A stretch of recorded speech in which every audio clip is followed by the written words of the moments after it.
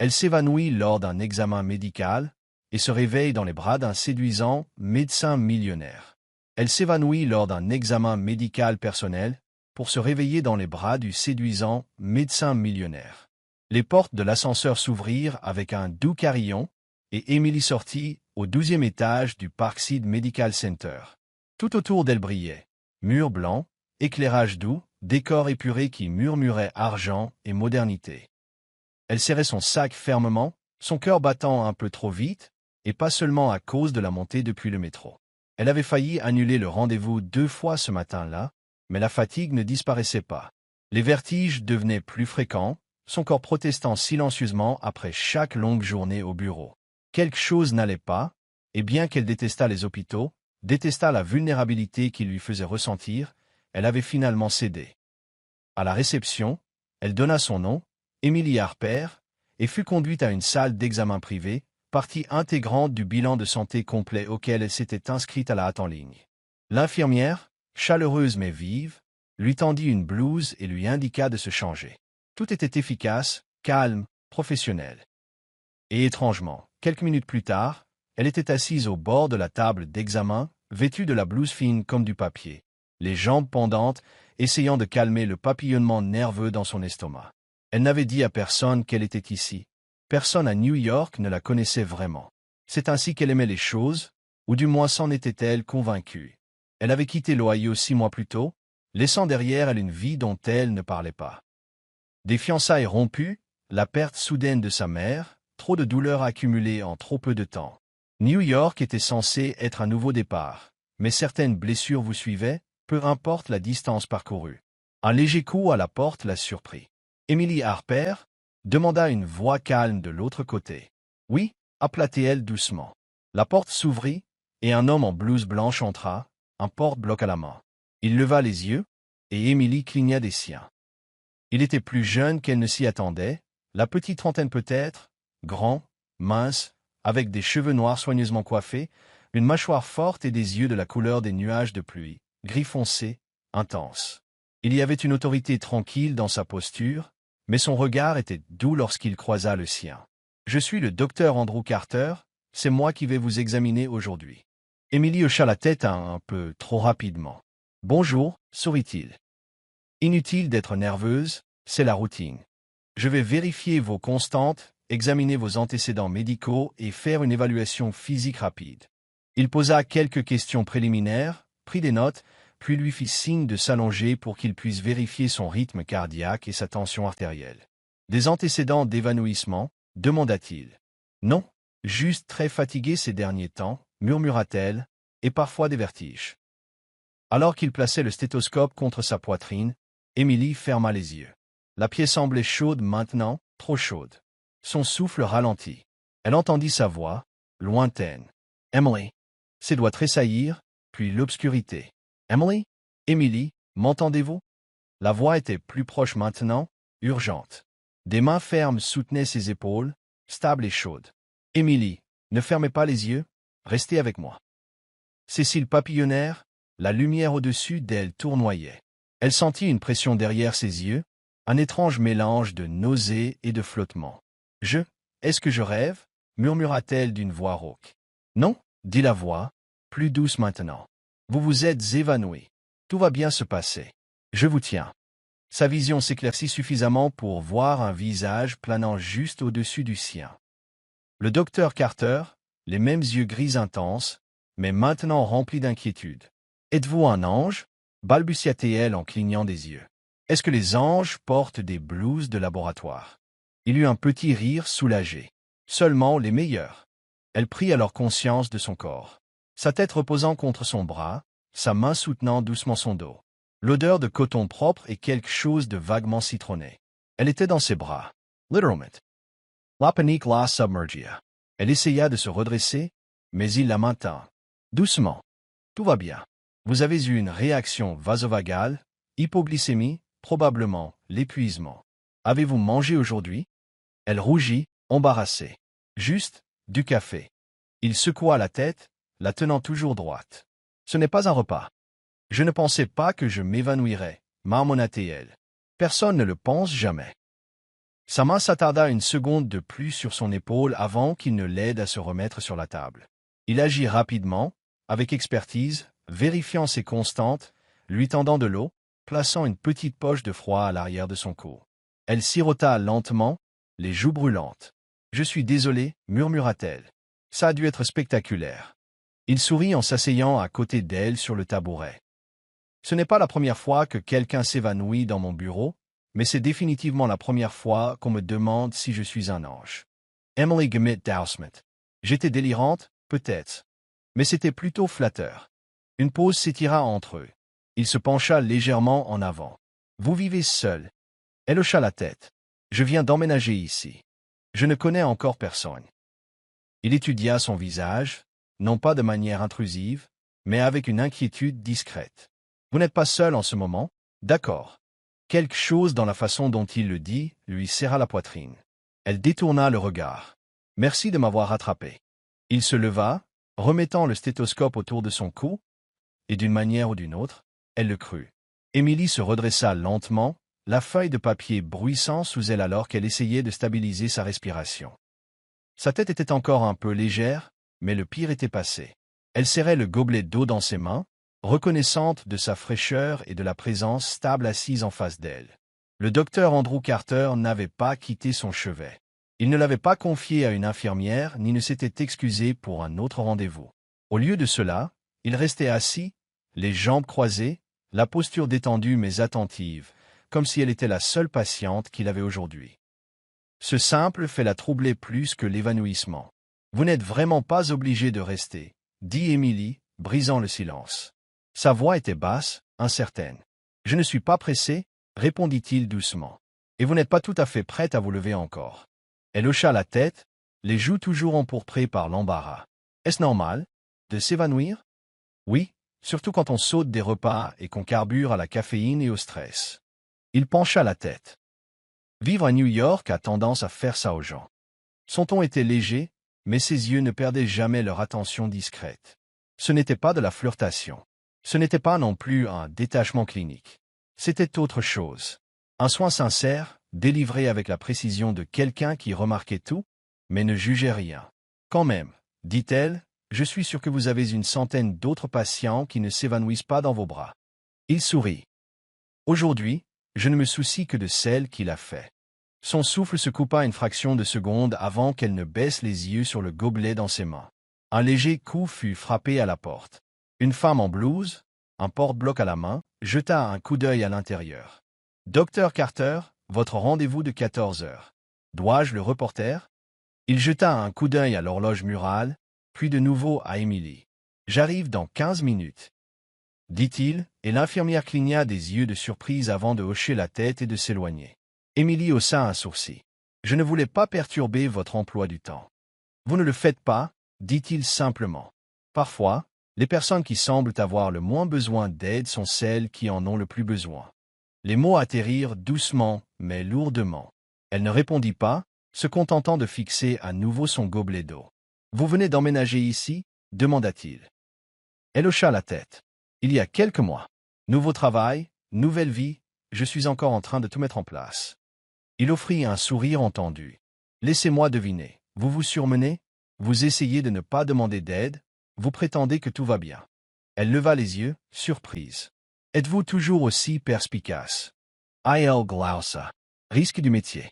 Mais aussi, je suis passé par là. Elle pencha légèrement la tête. « Vous? D'une manière ou d'une autre, je n'arrive pas à vous imaginer submergé par quoi que ce soit. »« J'ai eu mes moments, » dit-il, plus que je ne voudrais l'admettre. Quelque chose dans la façon dont il le dit, doucement, sans égo, piqua sa curiosité. Elle se demanda brièvement quelle sorte de vie existait derrière cette blouse de laboratoire parfaitement repassée, derrière cette confiance froide et ses yeux calmes.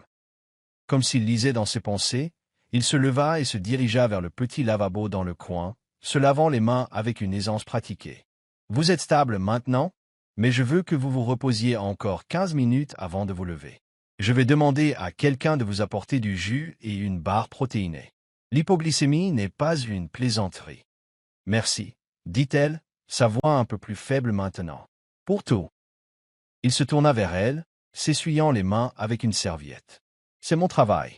Non, dit-elle, c'est plus que ça. Leurs yeux se croisèrent un instant. Puis, comme si la connexion était devenue trop visible, il la rompit et sourit doucement.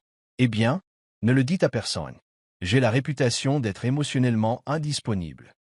Cela la fit rire doucement, surprise par le naturel de la chose. Après qu'il fut sorti, Émilie s'allongea contre la table d'examen rembourrée, fixant le plafond. Son cœur battait toujours la chamade, mais pour des raisons différentes maintenant. Dehors, l'infirmière qui avait interrompu plus tôt attrapa le docteur Carter dans le couloir. « Elle va bien » demanda-t-elle. Il hocha la tête. Juste évanoui. Épuisement, hypoglycémie. L'infirmière plissa les yeux d'un air joueur. Vous avez manqué 2 réunions pour elle. Il haussa les épaules. Elle avait besoin d'un médecin. Vous n'êtes pas resté pour une consultation entière comme ça depuis des mois. Le docteur Carter s'arrêta, jetant un coup d'œil en arrière vers la salle d'examen. Je sais, dit-il doucement. C'est ce qui rend les choses différentes. Alors, si je comprends bien, dit Jess, appuyé sur le comptoir de la cuisine, les bras croisés et un sourcil levé. Tu t'es évanoui, vraiment évanoui, dans les bras d'un médecin sexy. Émilie leva les yeux au ciel en remuant son thé, évitant le contact visuel. Ne fais pas comme si c'était une comédie romantique. C'était médical, clinique, très professionnel. Jess eut un sourire narquois. Il est resté avec toi après, a manqué son prochain rendez-vous pour toi, et il est magnifique. Ça me semble pas très clinique. Émilie secoua la tête, mais ses lèvres tressaillirent sous la menace d'un sourire. Ce n'était rien, juste un médecin faisant son travail. Ah chat, et la façon dont tu rougis encore 2 jours plus tard n'a absolument rien à voir. Je ne rougis pas, tu es rouge comme une pivoine. Émilie soupira, s'appuyant finalement contre le comptoir, son thé dans les 2 mains. Écoute, je ne cherche rien. La taquinerie de Jess s'adoucit. Je sais, je dis juste, peut-être ne ferme pas la porte avant même d'avoir jeté un coup d'œil à l'intérieur. Émilie ne répondit pas. Ses yeux dérivèrent vers la fenêtre, regardant la neige tomber en douces rafales contre la vitre. Le silence entre elles s'alourdit jusqu'à ce que Jess le brise avec une douce curiosité. Tu n'as pas parlé de lui, pas depuis l'Ohio. Émilie ferma brièvement les yeux, puis prit une longue gorgée de son thé. Je ne veux pas rouvrir ce chapitre. Mais dans le calme de l'appartement, les souvenirs revinrent sans y être invités. Il y a 2 ans, elle se tenait dans une robe blanche, le bouquet tremblant dans ses mains, le cœur plein d'anticipation et de peur. La veille au soir, elle avait reçu un email anonyme avec des photos, son fiancé souriant intimement avec une autre femme. Des dates, des messages, des preuves indéniables. Elle n'en avait parlé à personne. Elle s'était tenue là le lendemain matin, le voile à la main, maquillée, et avait quitté l'hôtel avant même que la musique ne commence. Ce même mois, sa mère était morte dans un accident de voiture en venant la rencontrer. Elle n'avait jamais pu se dire au revoir. Après cela, quelque chose à l'intérieur d'Émilie s'était refermé. L'amour était devenu quelque chose d'imprévisible, de cruel. Elle déménagea, elle se reconstruisit, mais elle ne laissa plus personne s'approcher. Pas vraiment. Elle revint au présent en clignant des yeux, Jess la regardant avec une compréhension silencieuse. « Je vais bien » dit doucement Émilie. « J'ai mon travail, j'ai un toit sur la tête, et je n'ai besoin de rien d'autre. » Jess n'argumenta pas. Elle lui fit juste un câlin rapide et murmura. « N'oublie juste pas comment ressentir. » « D'accord. » À l'autre bout de la ville, Andrew Carter se tenait seul dans son bureau, les lumières tamisées. Il fixait la photo encadrée sur le coin de son bureau, sa mère dans son jardin, riant, un foulard noué autour de sa tête, les mains sales de terre et de joie. Elle était morte il y a 10 ans, et il se souvenait encore de ce moment comme si c'était hier. Elle était allée pour une intervention de routine, une chirurgie ambulatoire qui s'était transformée en cauchemar à cause d'une réaction allergique que personne n'avait vérifiée, une simple négligence, une question manquée sur un dossier. Il était étudiant à l'époque, en prémédecine, dérivant vers la finance par attente plus que par passion. Il renonça à l'héritage familial des affaires et choisit la médecine à la place, non pas pour sauver le monde, mais pour en changer un coin à la fois.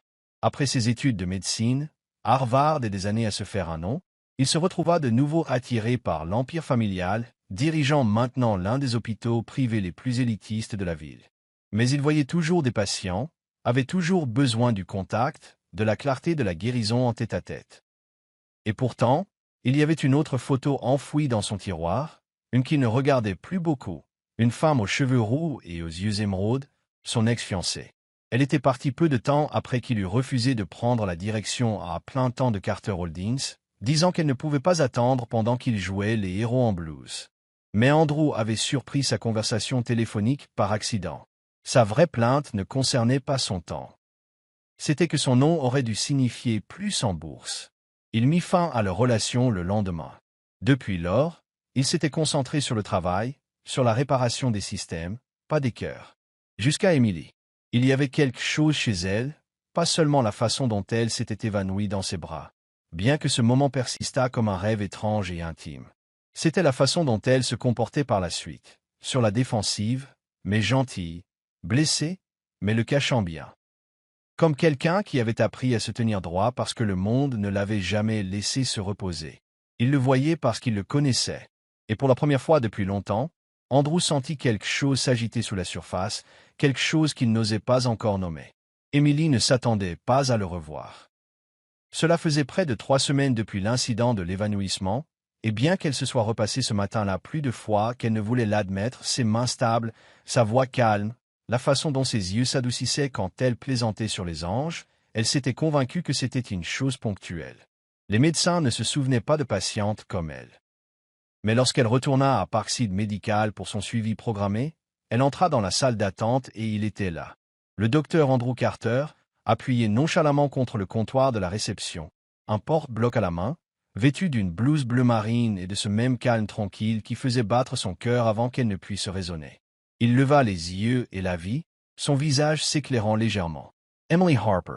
Elle cligna des yeux. Vous vous souvenez de mon nom?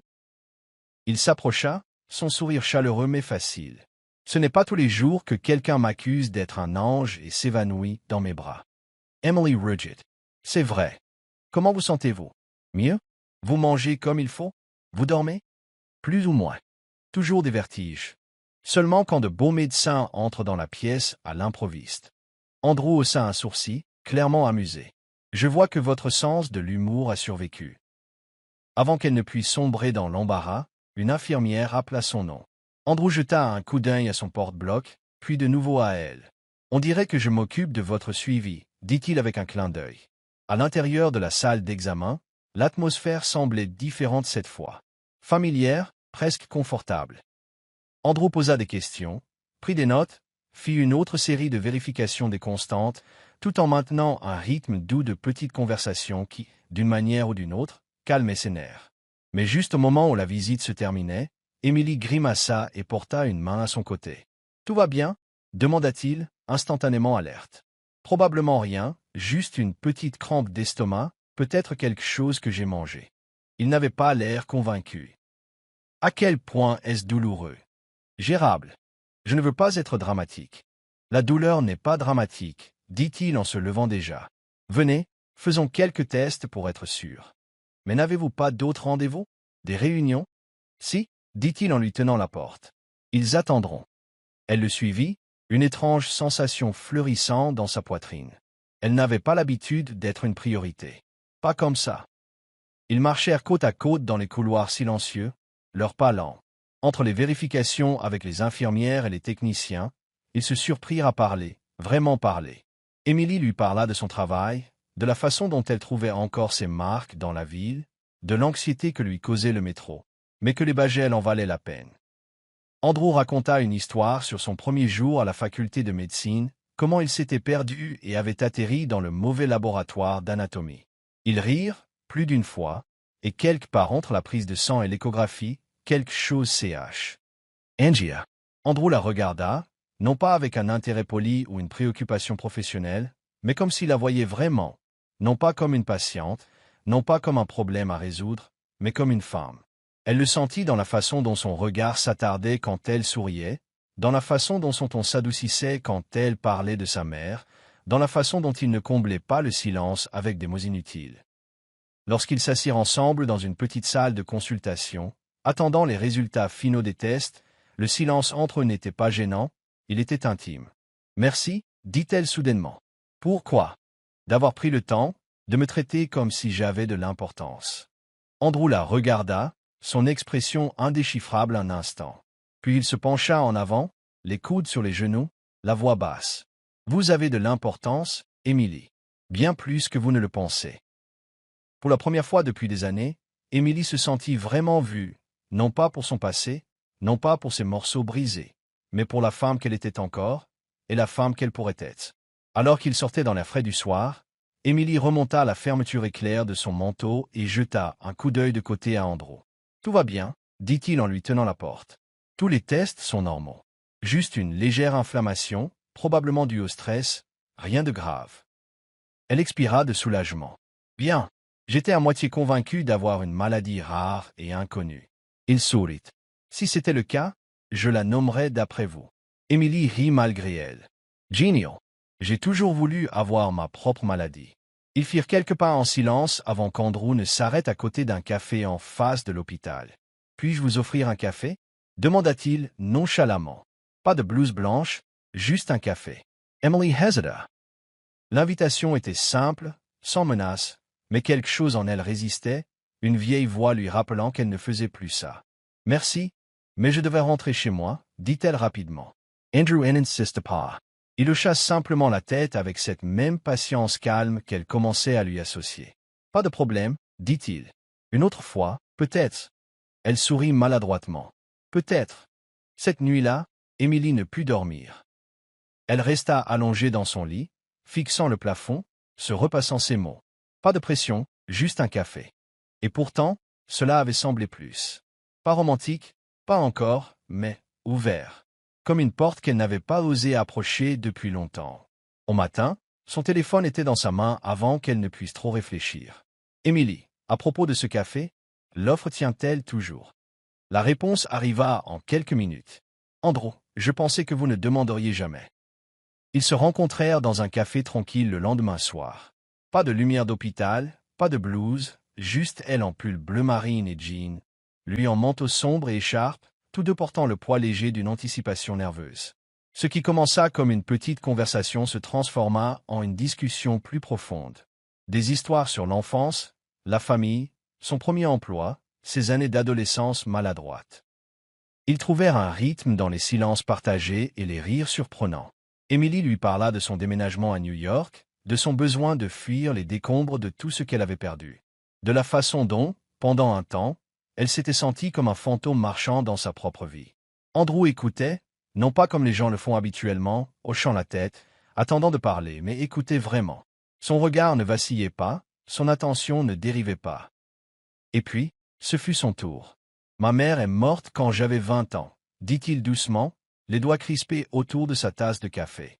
C'était une opération de routine, quelque chose de mineur, mais l'hôpital a manqué un signalement dans son dossier. Elle avait une allergie qu'ils ont négligée. « Look her, dit Emily S. Sarah. J'étudiais la finance à l'époque, continua-t-il, prévoyant d'entrer dans l'entreprise familiale. J'ai tout abandonné la semaine où elle est morte et je n'ai jamais regardé en arrière. C'est pour ça que vous êtes devenu médecin? Demanda-t-elle. Il hocha la tête. Je n'ai pas pu la sauver, mais j'ai pensé que je pourrais peut-être empêcher que cela arrive à quelqu'un d'autre. Emily baissa les yeux sur ses mains. C'est noble. Il secoua la tête. C'est du chagrin, surtout. Mais ça m'a façonné. Ils restèrent assis en silence pendant un moment. Le café bourdonnait doucement autour d'eux, isolé du froid extérieur. Emily prit une profonde inspiration. Parfois, j'ai l'impression d'avoir perdu ma valeur quand tout s'est effondré. Mes fiançailles, ma mère. Comme si j'étais une version de quelqu'un que j'étais, mais plus assez de quoi que ce soit. Andrew resta silencieux un long moment. Puis, doucement, il dit, « Si quelqu'un vous a déjà fait sentir que vous n'étiez pas assez, ce n'est pas un reflet de vous, c'est de leur faute. » Les mots firent craquer quelque chose en elle. Emily sentit les larmes monter, soudaines et chaudes. Elle détourna le regard, clignant rapidement des yeux. « Je suis désolée, murmura-t-elle, embarrassée. »« Ne le soyez pas, » dit Andrew. « Vous avez le droit de ressentir des choses. » Elle hocha la tête, s'essuyant la joue. « Je n'ai pas l'habitude de ça, que les gens écoutent, disent les bonnes choses. Je ne suis pas toujours doué pour les dire, admit-il. Mais je les pense. » À partir de cette nuit-là, quelque chose d'inexprimé commença à prendre racine. Ils commencèrent à s'envoyer des SMS tous les soirs. Des messages courts au début, des blagues internes, des nouvelles de la journée, puis des plus profonds, des recommandations de livres, des souvenirs, des peurs qu'il ne partageait avec personne d'autre. Emily se surprit à attendre que son nom illumine son téléphone. Andrew commença à vérifier sa boîte de réception avant son café du matin. La connexion n'était pas explosive. Elle était lente, régulière, comme une chaleur s'insinuant dans une pièce longtemps froide. Et pour la première fois depuis des années, Emily se permit de se demander. Et si la guérison ne ressemblait pas toujours à l'oubli? Et si elle ressemblait à un nouveau commencement? C'est arrivé par accident. Emily s'était arrêtée à Parkside pour déposer des papiers pour son assurance, rien de majeur. Elle n'avait pas prévu de voir Andrew ce jour-là, et honnêtement, elle n'était pas sûre de le vouloir. Les choses entre eux étaient devenues confortables, peut-être trop confortables. Plus il s'envoyait des SMS, plus elle attendait avec impatience de ses nouvelles, plus elle commençait à croire en quelque chose auquel elle ne s'était pas autorisée à croire depuis longtemps. L'espoir. Elle passait dans le couloir près des bureaux administratifs quand elle entendit sa voix. Elle n'avait pas l'intention d'écouter aux portes, c'est juste arrivé. Elle est charmante, Andrew, dit une femme. Son père est au conseil d'administration de. Je suis sûr qu'elle l'est, coupa Andrew, l'air fatigué. Mais je ne cherche pas à m'engager sérieusement avec qui que ce soit pour le moment. Emily S. Figia. La voix, les mots, lui coupèrent le souffle. Elle ne resta pas pour entendre le reste. Cette nuit-là, elle ne répondit pas à son message habituel. Andrew. Longue journée. Nos discussions tardives me manquent. Tu vas bien? Elle le fixa longuement, puis éteignit son téléphone. 2 jours de plus passèrent, puis 3. Le silence entre eux enfla jusqu'à remplir chaque recoin de son appartement. Jess le remarqua. Tu n'as pas mentionné ton médecin depuis un moment. Emily haussa les épaules, essayant de paraître désinvolte. Je suppose qu'il est occupé. Mais la douleur dans sa poitrine racontait une autre histoire. Il n'avait rien fait de mal, pas vraiment. Il ne lui avait rien promis. Il n'y avait eu ni déclaration, ni étiquette. Mais quand même, la façon dont il la regardait, la façon dont il écoutait, la façon dont il se présentait, elle s'était laissé croire que c'était plus. Peut-être que cela n'avait toujours été que de la gentillesse. Peut-être qu'elle avait tout inventé dans sa tête. Andrew remarqua le changement instantanément. Elle cessa de répondre, cessa de prendre contact. Lorsqu'elle manqua son suivi programmé, quelque chose en lui se serra.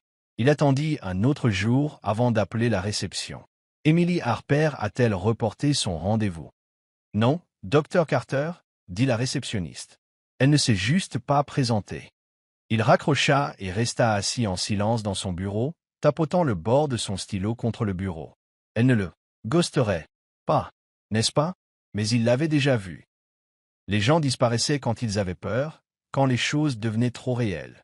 Pourtant, cela n'empêchait pas le silence de s'installer. Il ne s'agissait pas seulement de messages manqués. C'était son absence. Ce week-end-là, il plut. Emily rentra chez elle à pied après avoir fait ses courses, laissant les gouttes froides lui piquer les joues. Elle n'avait pas pleuré depuis un moment. Elle ne se l'était pas permis. Mais maintenant, sous le ciel gris, son sweat à capuche trempée, la poitrine trop pleine, elle s'arrêta au milieu du trottoir et craqua. Ses larmes se mêlèrent à la pluie, indiscernables, irrépressibles. Le monde se brouilla autour d'elle alors qu'elle se tenait tremblante sous l'averse, réalisant qu'elle s'était de nouveau laissée espérer. Et maintenant, elle pleurait quelque chose qu'elle n'avait même jamais eu le courage de revendiquer. La réceptionniste leva les yeux avec une légère surprise lorsqu'Andrew Carter entra dans le bureau paysager de l'entreprise de design où travaillait Emily. Il était déplacé, impeccablement vêtu d'un manteau anthracite, grand, maître de lui, porteur d'une intensité tranquille qui faisait que les gens s'écartaient sans comprendre pourquoi. Mais ses yeux cherchaient, anxieux sous la surface composée. « Je suis ici pour voir Emily Harper, » dit-il. La réceptionniste cligna des yeux. Elle est en réunion en ce moment. Oh, attendez. Il s'assit sur la banquette en cuir basse près de la fenêtre, joignit les mains et fixa la rue animée, la voyant à peine. Il avait laissé 5 messages, 2 emails, un message vocal qu'il regretta à la seconde où il eut laissé. Tout sans réponse. Mais il n'avait pas cessé de penser à elle. Pas une seule fois. Pas à travers le silence. Pas à travers la douleur grandissante de manquer quelqu'un qui n'avait techniquement jamais été à lui. Quand Emily entra enfin dans le hall, ses pas ralentirent à la seconde où elle le vit. Pendant un instant, on aurait dit qu'elle allait faire demi-tour. Mais elle ne le fit pas. Elle s'approcha. Prudent. Maîtresse d'elle-même.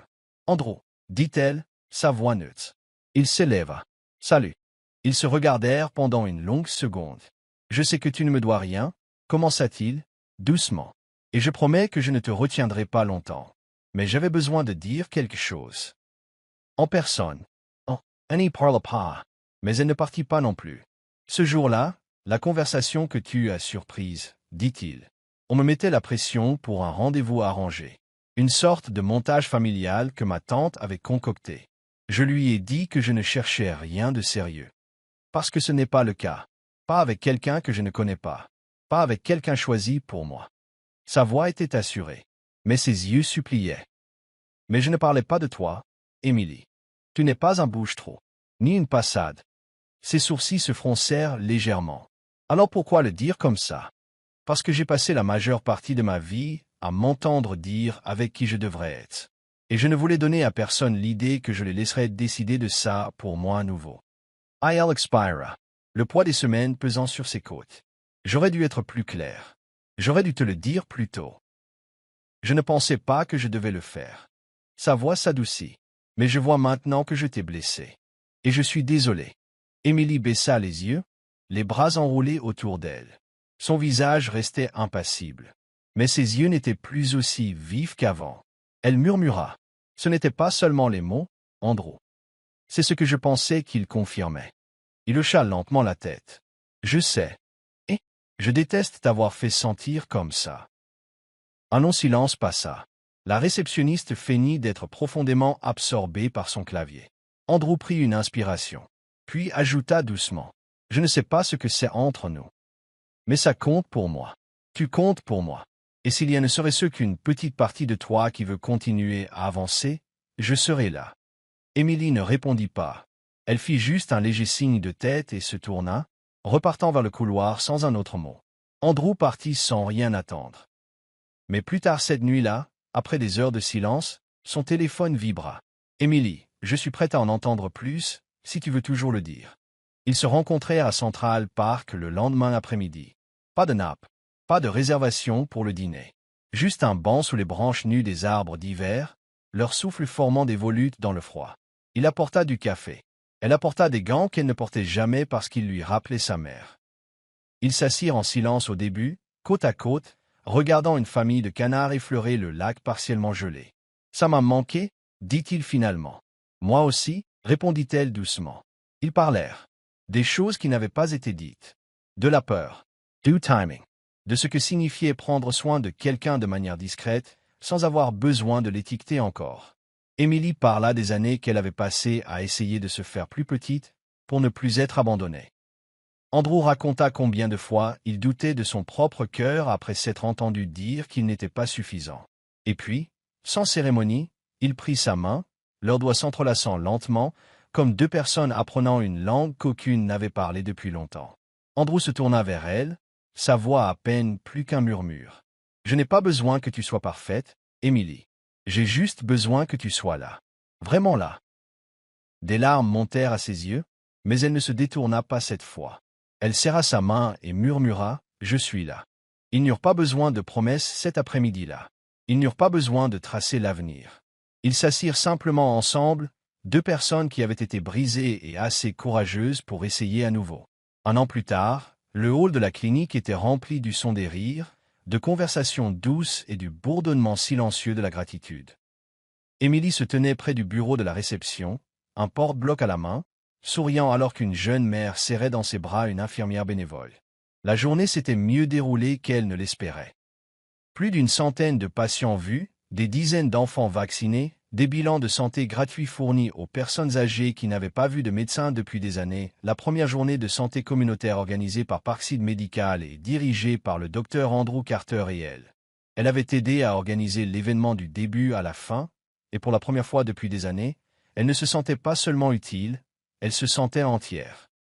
De l'autre côté de la pièce, Andrew croisa son regard et lui fit un clin d'œil, du genre qui faisait encore un peu battre son cœur. Il était vêtu de sa blouse bleu marine habituelle, les manches retroussées, le stéthoscope toujours autour du cou, et une chaude fatigue dans les yeux due à un travail bien fait. Lorsque le dernier patient partit, Il se dirigea vers elle, époussetant une poussière imaginaire de son épaule. « Tu as survécu » la taquina-t-il. « À peine.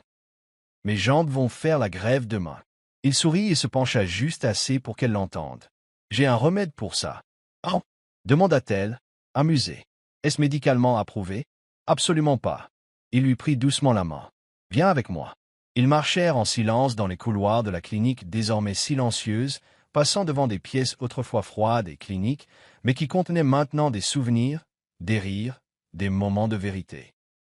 Il s'arrêta devant une porte familière. « Salle d'examen 3. Tu te souviens de cette pièce ?» demanda-t-il. Elle sourit doucement. « Où je t'ai accusé d'être un ange avant de m'évanouir dans tes bras. » Vaguement, gloussa-t-il en ouvrant la porte. Les lumières étaient tamisées. Un petit bouquet de pivoine blanche, ses préférés, reposait sur le comptoir. Et sur la table d'examen où elle gisait autrefois inconsciente, il y avait une petite boîte en velours noir.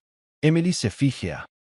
Andrew se tourna vers elle, les yeux fixes, la voix basse. « La première fois que je t'ai vu allongé ici, je ne connaissais pas ton nom. Je ne savais rien de toi.